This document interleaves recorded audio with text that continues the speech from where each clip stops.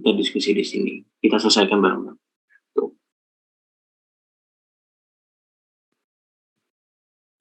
Serah. Kalau yang ditanyakan langsung raise hand. Terus ini share screen-nya sudah aku buka ya, jadi siapapun bisa share screen. Terus kalau misal ada yang mau nge-record silakan bilang ke aku ingin izin record, nanti aku kasih izin. Silakan yang ingin ditanyakan atau yang sedih bingungkan. Mungkin biar tabrak-tabrakan atau gimana, mungkin dari awal ya. Mungkin yang koreksi, saat koreksi ada yang masih bingung, nilainya salah dan lain-lain, silakan. Recording in progress. Bisa.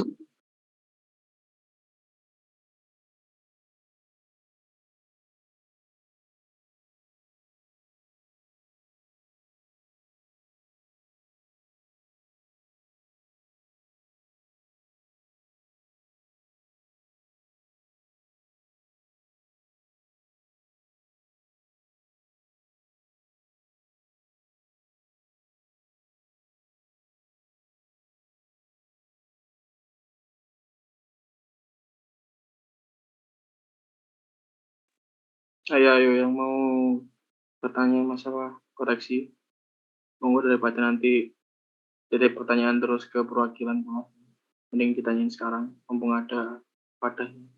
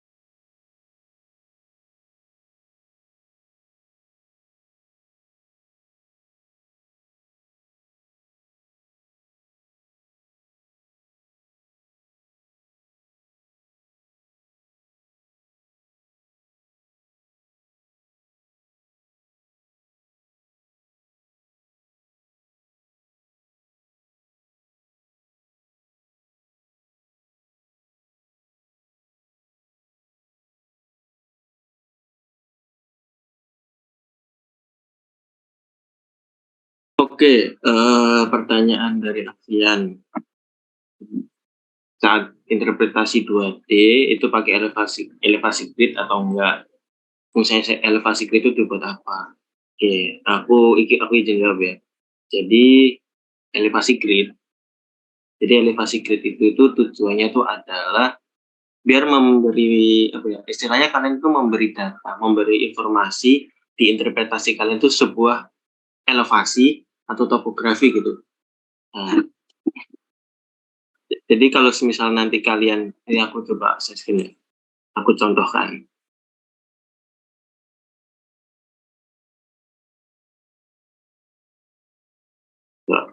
Apa sudah terlihat share screen-nya? Udah kelihatan, Ban. Oke, jadi ini aku contohkan. Jadi elevasi grid itu tujuannya itu adalah di hasil interpretasi kalian itu nanti itu data magnetik kalian itu akan berada di topografi sebenarnya gitu. Bukan yang hanya konstan atau nilainya 0 karena kalian tidak kasih elevasi. Contoh, ini di sini aku kasih nilai elevasi grid. Nah, hasil magnetik elevasi grid. Di mana elevasi grid ini kalau kalian lihat, dia titik segitiga, yang mana segitiga itu menunjukkan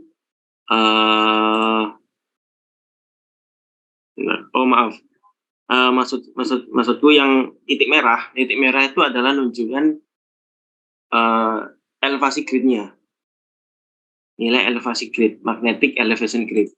Sedangkan kalau topografi itu ditujukan sama yang segitiga biru. Itu dulu ya. Oke.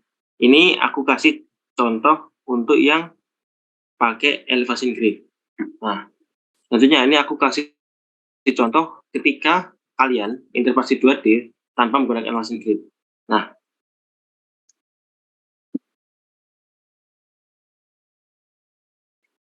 oke. Nah, kalau kalian memakai elevation grid, itu di magnetic elevation grid ini kalian masukkan nilai grid elevasinya. Nah, grid elevasi ini kalian bisa dapatkan, nggak harus perlu nilai X, Y, Z di setiap titik. Kalian bisa dapatkan nilai elevation grid itu dari titik-titik topografinya, begitu. Cara gimana cari elevasi grid? Sebenarnya caranya hampir sama kalian saat melakukan terrain correction. Kalian pakai global mapper. Nah, kalian masukkan nilai kalau di global terrain correction, kalian ingat terrain correction, kalian masukkan nilai max, nilai utara, selatan, ya, utara, selatan, timur, barat kan. Nah, tapi kalau di terrain correction kalian itu kan perlu nilai regional residual, gimana itu perlu dikurangi 1000, ditambah 1500 atau kurang 500, seperti itu. Nah, sebenarnya kalau kalian pakai grid yang regional residual nggak apa-apa. Hanya saja nanti di hasil gridnya dia tuh cenderung lebih luas karena kalian nambahkan nilai 1000 atau 500. Jadi ibaratnya itu kalian menambahkan 500 meter atau 1000 meter lebih luas dari elevasi grid di ukuran pengukurannya, area pengukurannya, luas pengukurannya gitu.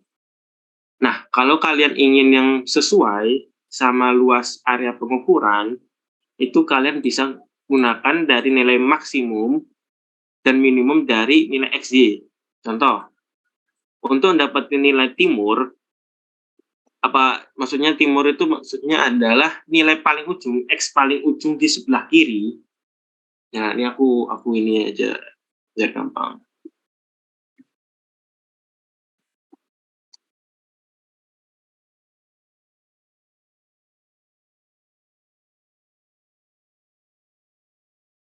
Nah, contoh, ini aku ingin membuat grid dengan area seluas ini, ibaratnya gitu kan. Nah, yang aku butuhkan adalah nilai dari setiap ujung-ujung ini, biar tujuannya adalah biar area gridku itu seluas area penelitianku gitu. Dimana aku butuh nilai ujung koordinat dari paling timur dan paling barat sama utara sama selatan gitu. Jadi di timur ini aku pakai nilai maksimum dari X. Nah, jadi dapat nilainya 592,706. Jadi aku dapatnya di sebelah sini. Nah, paling ujung timur. Entah ini dia paling, maksudnya meskipun dia nggak apa ya, meskipun dia nggak paling, meskipun dia nggak lurus, tapi setidaknya dia paling timur dia sudah mencakupi seluruh titik dari area penelitian kalian gitu. Jadi nggak ada nilai lagi, yang lebih dari koordinat ini di sebelah timur yang ini, nggak ada lagi, nggak boleh ada itu. Dan nyari titik paling barat koordinatnya gitu. Itu aku pakai min. Lalu untuk utara itu kalian pakai nilai maksimum, sama selatan kalian pakai nilai minimum itu. Terus kalian masukkan di global mapper. Nah, caranya itu seperti kalian cari nilai grid residual sama residual sebenarnya. Sama persis kalian pakai untuk terrain correction. Tapi ini nggak perlu kalian terrain. Kalian cuma perlu nilai gridnya saja gitu. Kalau kalian masih ingat, setelah ini kan kalian ke file, export, elevation grid. Nah, ini tipenya server grid. Kalian masukkan, exportnya kalian masukin nilai north, south, west, southeast-nya, terus kalian dapat grid elevasinya, topografinya. Nah, setelah kalian dapat grid topografi, kalian bisa masukkan ke GIMSYS-nya. Di mana magnetic elevation grid itu kalian bisa masukkan nilai topografi, grid topografinya, terus topografi grid itu kalian bisa masukkan ya grid topografinya juga gitu, sama. Nah, kalau misalnya ini aku kosongin, sebenarnya bisa-bisa aja. Ini aku kosongin kan. Terus ini kan non topo, finish.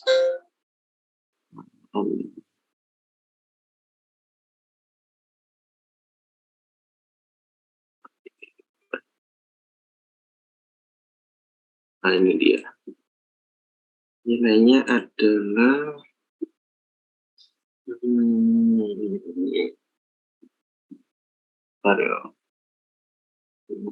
nah, ini jangan lupa kalian masukkan inklinasi, deklinasi. Ini aku cuma contoh saja.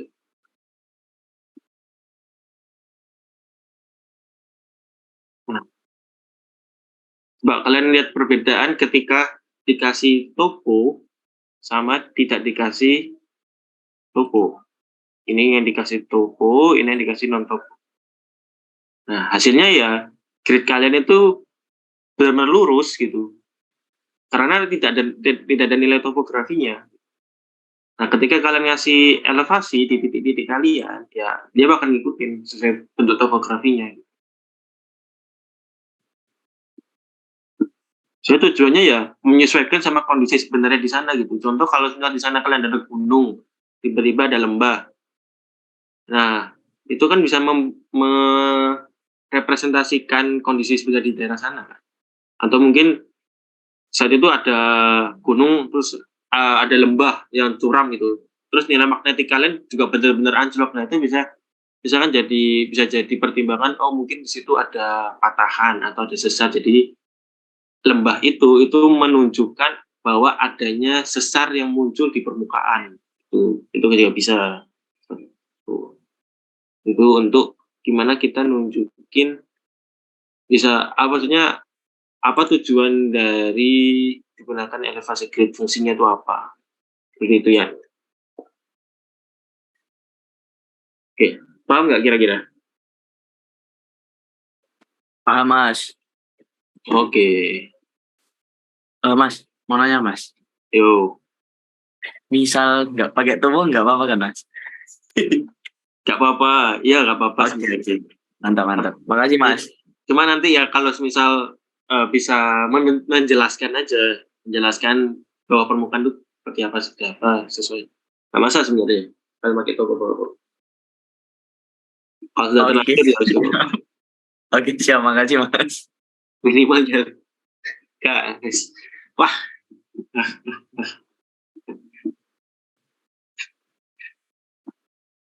Nah, itu untuk topo. Oke. Oke, sama sebenarnya ini aku ngasih tahu agak telat juga sih. Jadi, kalau kalian perhatikan, saat mulai koreksi, aku mulai dari awal koreksi. Jadi mulai dari awal kalian pengolahan.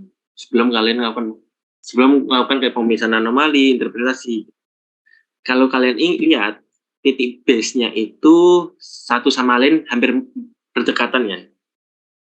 Tapi kalau kalian lihat nilainya anomali totalnya dia tuh cenderung berbeda-beda.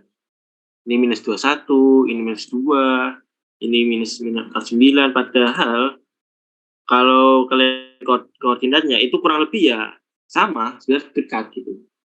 Nah, titik base itu saat kalian pengolahan sebisa mungkin tidak kalian ikutkan di pengolahan.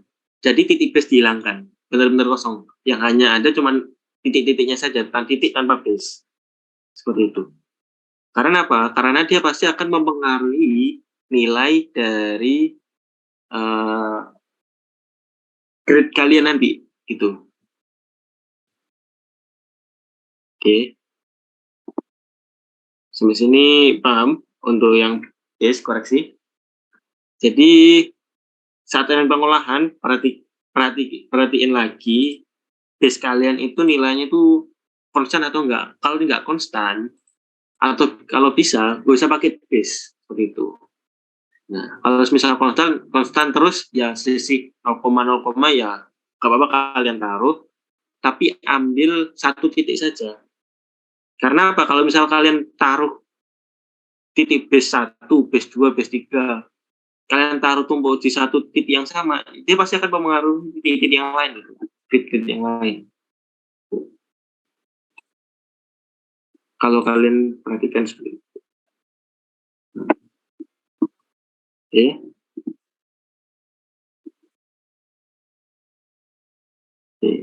Dan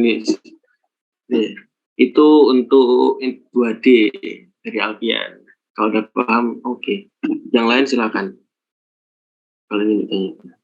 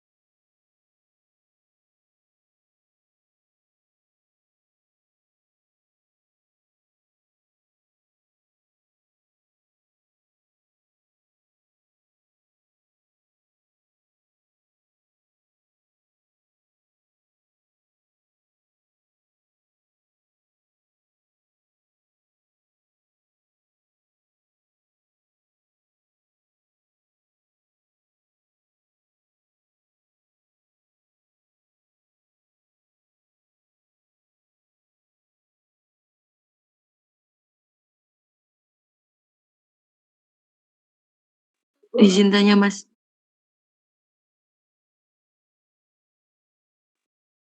Silakan.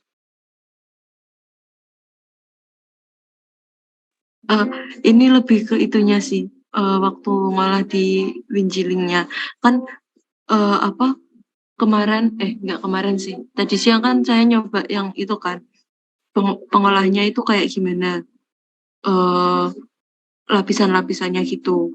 Nah, kalau di Winjiling kan dia kan nyesuaiin titik-titik merahnya itu sama garis birunya sama ke titik-titik merahnya. Ya, Terus saya boleh share screen, Mas? boleh.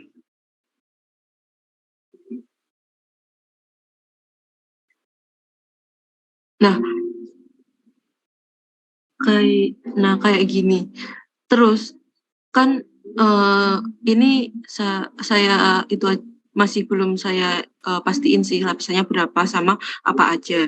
Nah, tapi kan waktu saya ngatur yang di lapisan atas ini si hijau-hijaunya ini nggak berubah, tapi kalau saya atur yang di basement dia bisa nyesuaiin gini. Nah, itu gimana? Saya bingungnya di situ, Mas. Coba dikerakin coba satu. Apa? Coba dicontohin bergeraknya enggaknya kayak gimana?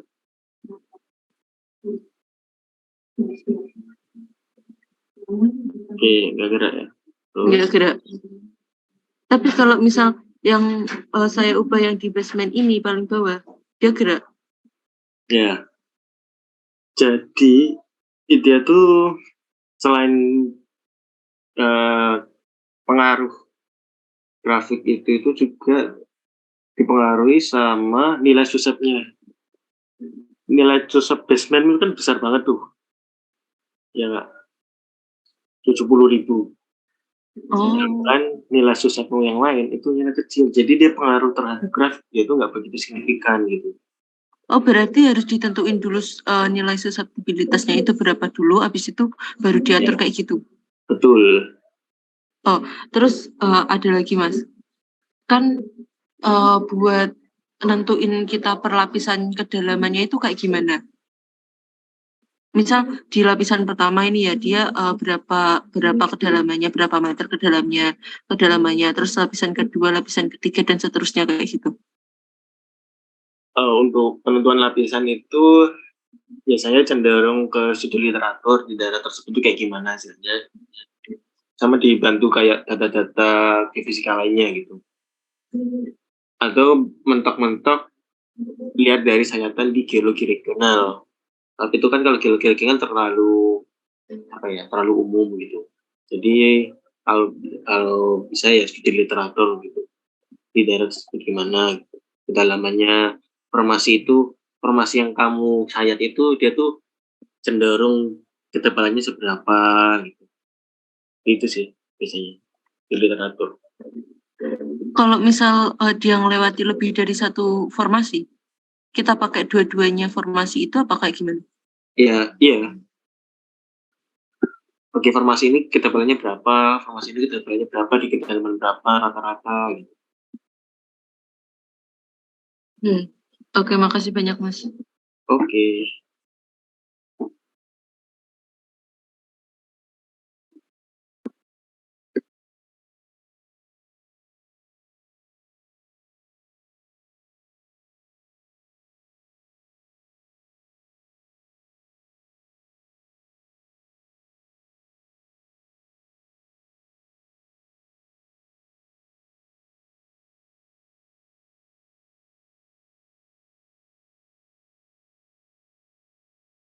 Yang lain silakan kalau ada yang ingin ditanyakan.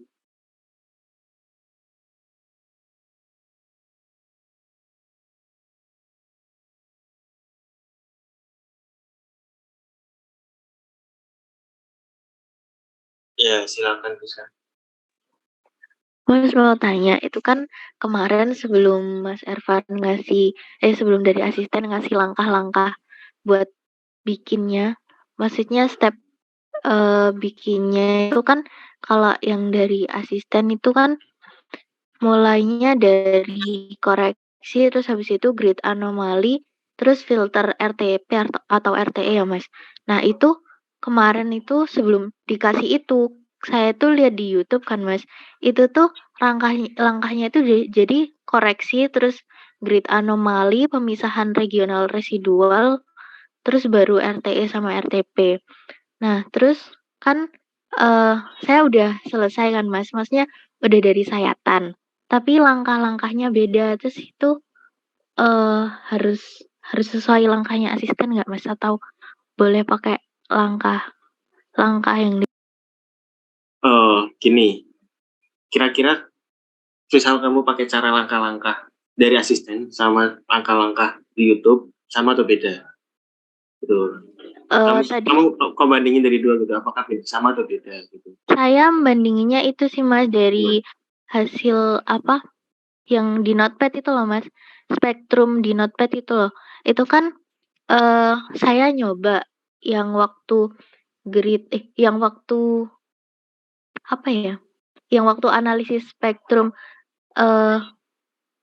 RTE yang udah dipisah dulu sama RTE yang sebelum dipisah.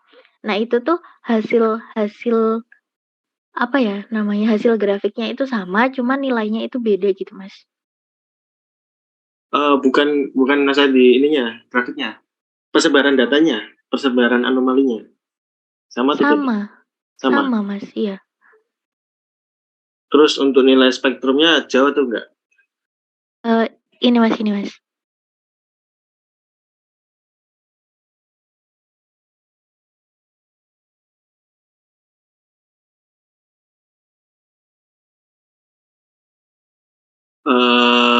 Yang udah kamu olah.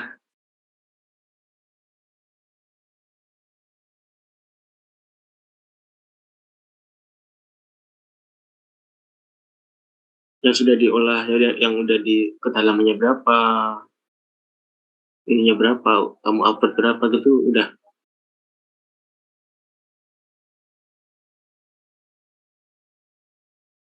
Oh, sorry Mas, masih ingat gimana Mas? Yang udah diolah apanya Mas?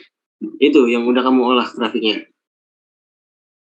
Ada Nah, nggak? itu kalau yang saya pakai tutorial YouTube itu Mas, itu tuh nggak pakai Excel ngolahnya. Jadi ngolahnya itu langsung di mana? Langsung di Oasisnya buat pemisahan regional residualnya. Pakai apa filternya?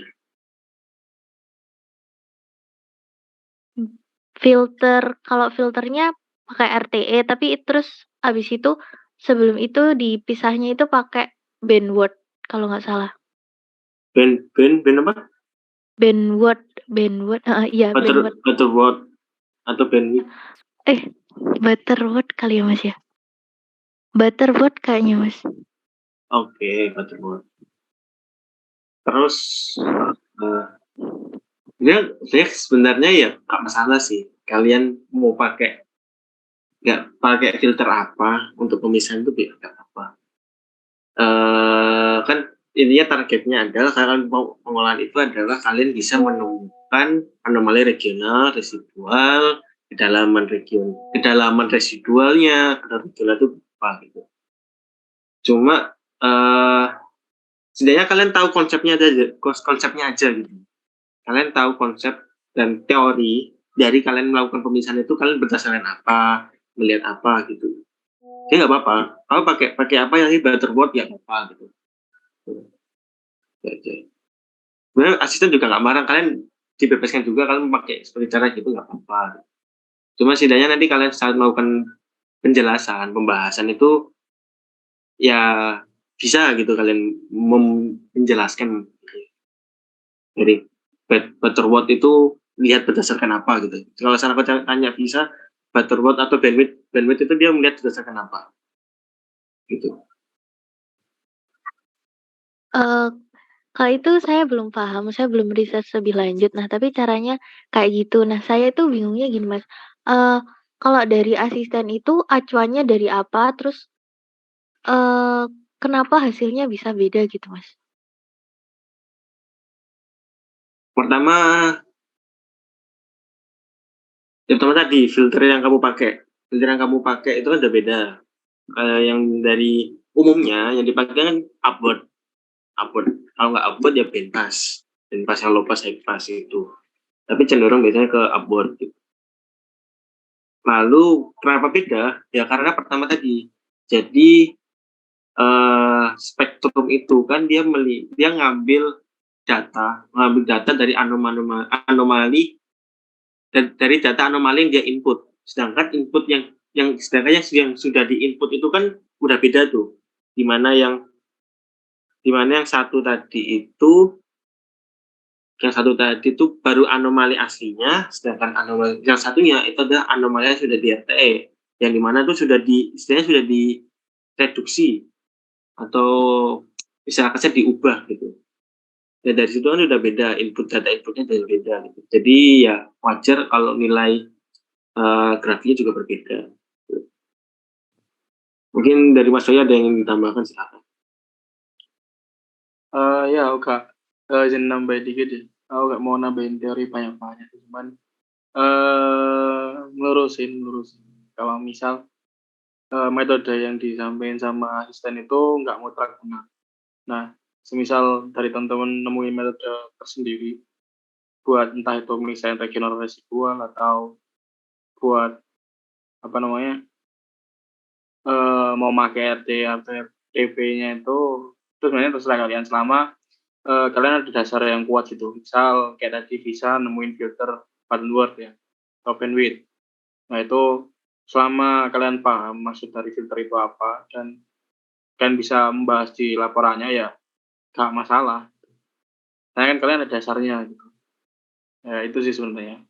Terus tadi kan Visa sempat nanyain kok bisa hasilnya beda. Nah karena dari segi filternya juga itu fokusannya beda. Kalau misal Upwork kan dia emang menaikkan lah ya efek tujuan dari filternya. Nah kalau bandwidth itu mainnya di frekuensi kah atau pokoknya intinya tuh tujuan dari tiap filter itu bakal beda. Cuma nanti pasti hasil akhirnya ya gak jauh berbeda gitu. Hanya itu masih sama-sama ingin mencari tahu residual dan regional.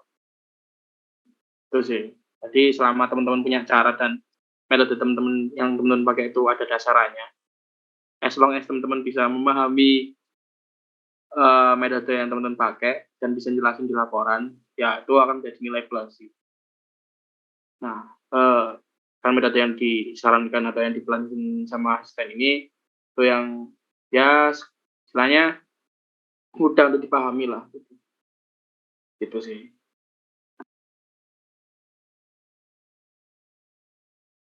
Ya Mas, makasih.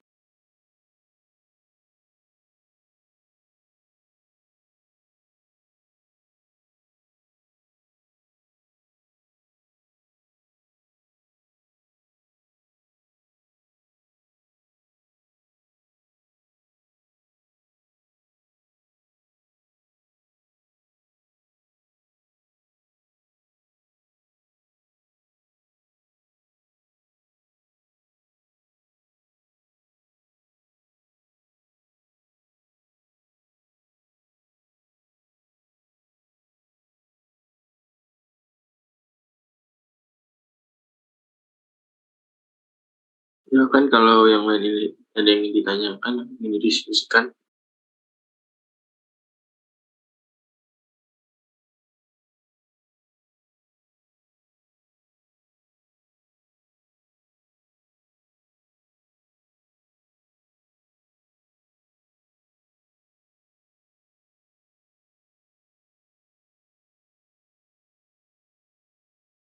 Oke, aku jawab dari Eka ya. Sebenarnya untuk penentuan informasi satu itu di atas, informasi dua itu di bawah, kiri atau kanan itu yang ambil lagi. Kita studi literatur mengenai kondisi geologi di sana. Bisa ngelihat dari geologi regionalnya. Ya kan pertama, geologi regionalnya di daerah sana itu seperti apa. Kalau kalian contoh kasarnya kalian lihat dari sayatan geologi di sana. Formasi satu itu di atasnya formasi dua atau di bawah formasi satu itu di atas formasi dua atau di bawahnya. Formasi satu itu dia di sebelah kiri atau sebelah kanan. Yang kalian sayat itu melewati formasi apa saja. Itu kan kalian bisa menyesuaikan dengan geologi regional. Kasarnya di peta geologinya. Seperti itu.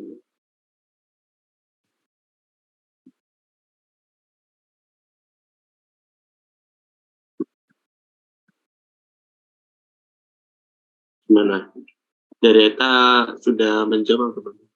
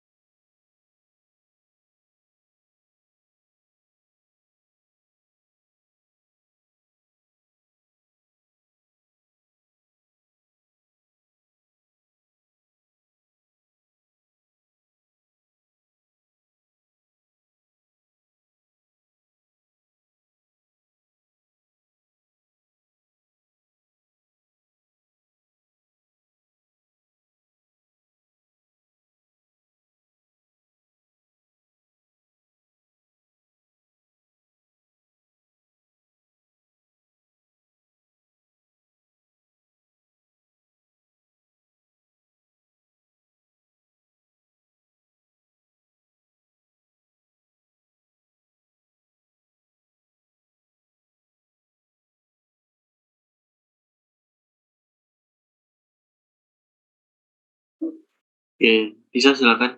Mas tanya, kalau kan ini kan data yang kami olah itu kan nggak ada elevasinya ya, Mas. Nah, itu Ya, kalau pas akuisisi bisa dapat elevasi itu dari mana? dari GPS. Hmm, Ya nanti bukan kalian, di itu. oh enggak, di itunya kan nggak ada kan. Kalau kalian perhatikan kemarin kan, di alatnya itu kan cuma nunjukin nilai waktu, sinyal, sama eh, nilai anomalinya kan, Teslanya itu. Sedangkan GPS elevasi itu kalian dapat dari GPS gitu. Jadi nanti kalian saat akuisisi, itu nanti kalian disediakan GPS juga. Pinjam GPS di departemen. Nah itu kan ngeplotnya pakai itu nanti. Nah untuk GPS-nya aku masih sejauh ini dari departemen itu harapannya kalian memakai GPS Geodeti untuk akuisisi besok gitu, akuisisi minggu depan gitu. Dengan tujuannya adalah biar lebih akurat lah titiknya geodetik, biar dapat nilai elevasi sama koordinat. Oke. Mas, terima kasih.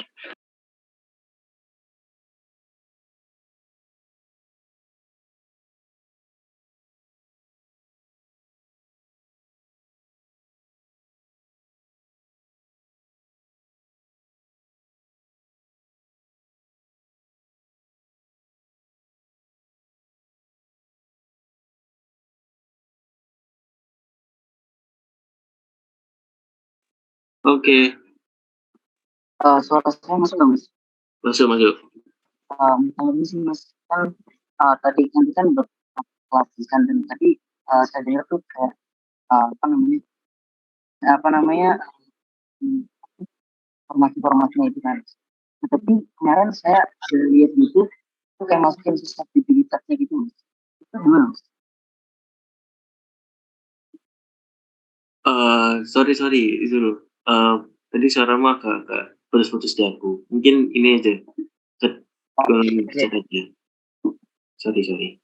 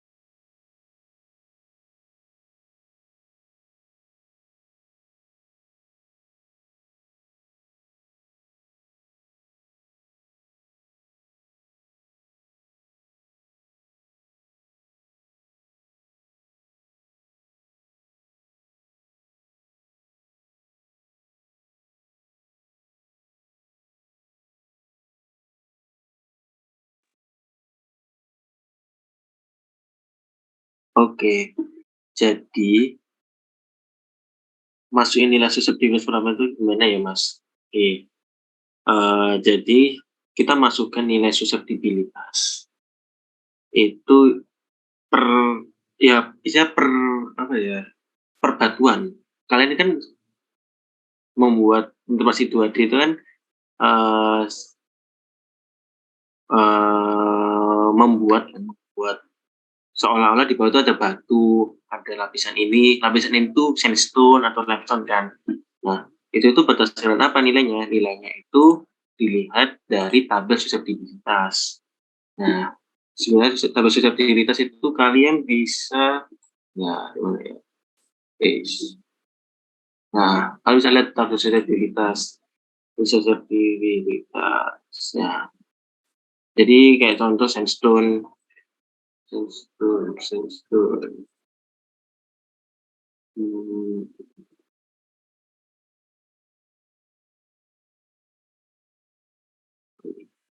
Nah, contoh sandstone itu nilai susceptibilitasnya 20 kali 10 pangkat 3. Itu dalam satuan unitnya SI. Tuh. Limestone itu nilainya 0 sampai satuannya SI 0,3. Nah, masukinnya itu gimana? Ya, kita masukin aja, kita mendefinisikan batuan di bawah permukaan itu seperti apa. Contoh, kita buat batunya itu kayak gini.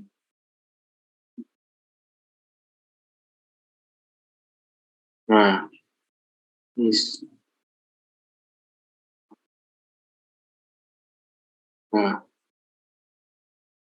kan ini ada tulisan magnetik nih, magnetik sus. Nah, ini susceptibilitas magnetiknya berapa? Misal aku masuk. Share screen, Pan. Sorry. Oh, belum masuk. Saya di tabel. Oh iya, salah session. Pindahan sih. Oke, aman? Aman. Aman, Mas. Oke, tak doang ya. Mana jadi? Si.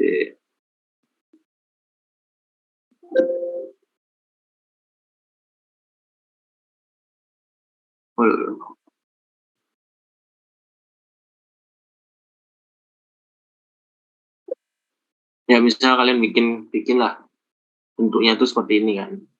Nah, jelek-jeleknya aja. Nah, kan bentuk seperti ini. Nah, di sini kalian definisikan susceptibilitasnya itu berapa gitu. Nah, karena kan kita magnetik kan, berarti kita masukin susceptibilitasnya berapa. Nah, kita masukin misal sandstone kan. Sandstone tadi nilainya adalah 0 sampai 20, 10 pangkat 3. 20 sampai 10, 20 kali 10/3. Berarti kan ya 1000, 2000, 3000 gitu kan. Yang anggap aja 5000. Oke. Ceret. Nih, gitu kan. Oh. Nah, seperti itu. Jadi kalian masukkan itu yang cara tahu nilainya dari mana.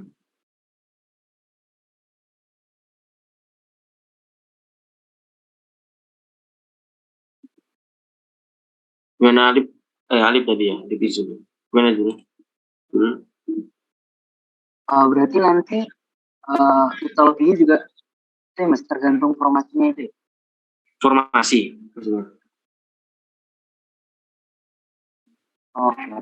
Tergantung sama formasi ya. Contoh, ini. Jadi aku ya ingin tahu lah formasinya apa gitu. Jadi di formasi itu contohnya itu ada aluvial, ada batu TPP, TPM, ada aluvial nih. Contoh nih daerah Medan kita di sini nih, ada aluvial, ada ini. Contoh TPP itu apa? Ya, TPP di sini tuh formasi paciran, dia cenderung batu gamping pecah, batu gamping dolomitan. Nah, berarti dia masuknya ke limestone kan, batu gamping kan. Berarti nilainya limestone gitu. Belum sharing juga ya. Dan lupa. Nah, ini contoh. Ini kan udah aku digit hasilku gitu. Hasil pengolahan gitu kan. Nah, ternyata daerahnya itu cenderung di daerah sini gitu kan. Nah, di situ ada apa? Ada formasi TMTN, TA, TPP, TMW, TMD. Nah, cari tahu tuh litologinya tuh apa masing-masing tuh. Nah, contoh TPP itu adalah formasi paciran dengan litologi batu gamping pecah, batu gamping dolomitan. Nah, litologi ini itu dia masuk nilainya susceptibilitasnya berapa? Nah, dia kan maksudnya limestone tuh. Ya, berarti nilai limestone itu adalah 0 sampai 3. Berarti ketika kalian mensayat, nah kalian lihat tuh, kalian masukin nilai susceptibilitasnya limestone atau gamping itu berapa, seperti itu. Kita lihat lagi dasaran kita itu ya dari geologi regional. Tapi kalau misal nanti kita di lapangan, yang kita lebih tahu kondisi di lapangan, kita kan bisa tahu tuh, oh titik sini itu ternyata cenderung kemarin itu udah didominasi sama batu pasir. Oh berarti di sini batu pasir, sini. Jadi kita saat di lapangan itu kita tidak mengukur saja, tapi sekaligus misalnya pemetaan kecil biar tahu, oh ketika aku nanti di titik sini tuh ternyata nilainya segini, itu aku dapat batu pasir karena di bawahnya itu pas batu pasir yang kelihatan ada singkapan gitu. Itu kan bisa mempermudah interpretasi kita. Tapi karena kita cuma dapatnya seperti ini ya kita dari geologi regional boleh. Seperti itu.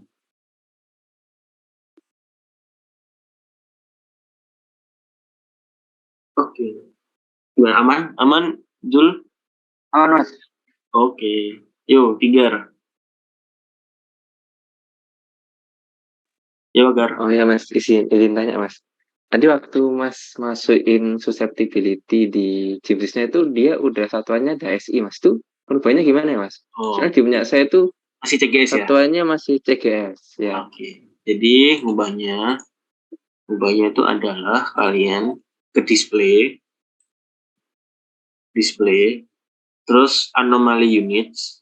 Nah, itu kalian ubah nih. Kan ada GGS unit, micro GGS unit, ada SI units. Seperti itu. Ini ubah aja nih. Bisa kalian ubah. Ya. Aman, Gar? Bisa?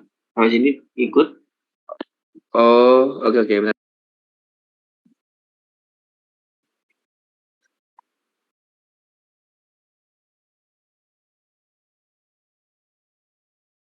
Seperti itu.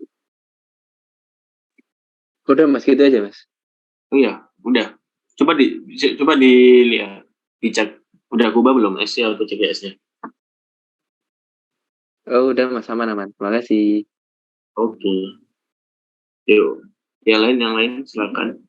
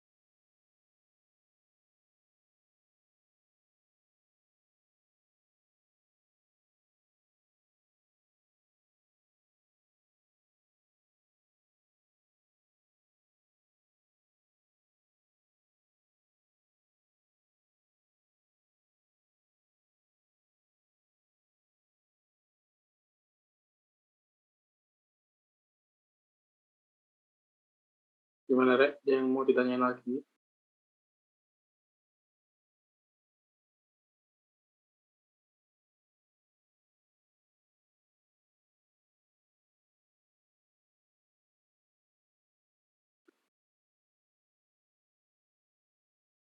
Monggo yang masih ingin dibingungkan, mau ditanyakan, silakan.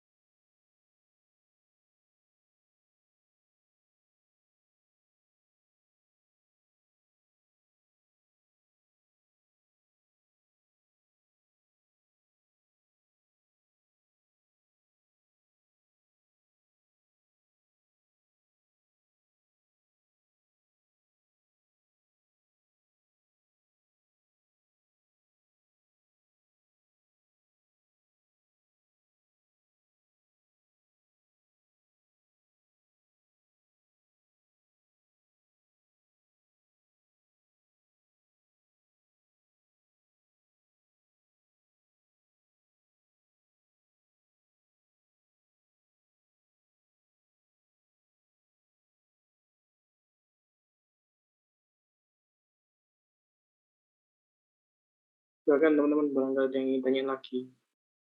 Kalau misal udah cukup ya bilang cukup, biar tak bingung daripada diem.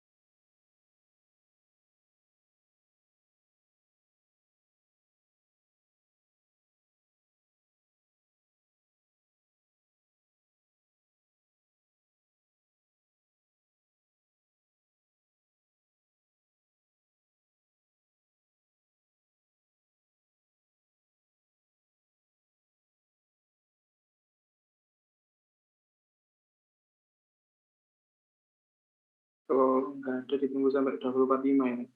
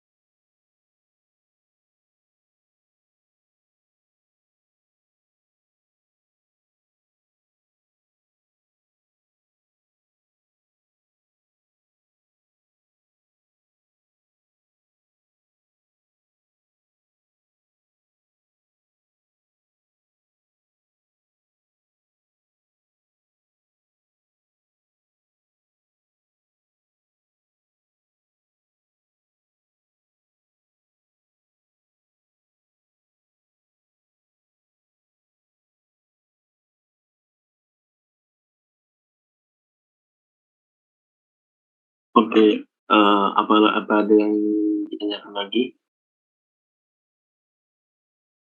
Oke, kalau tidak ada, eh, bisa bisa aku tutup.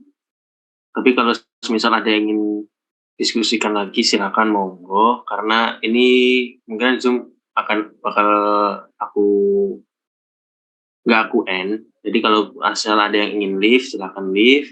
Kalau ingin stay di Zoom ya nggak apa-apa. Oke, untuk diskusi ini aku rasa bisa dicukupkan. Nggak apa-apa. Kalau ada yang ingin leave, silakan leave. Terima kasih. Dikerjakan laporannya, jangan lupa pengolahannya juga diingat-ingat lagi, interpretasinya, koreksi-koreksi juga diperhatiin lagi. Jangan lupa deadline-nya tetap ya, nggak mundur, tetap di tanggal 30. Oke. Dari aku sekian, terima kasih. Minal aidin wal faizin.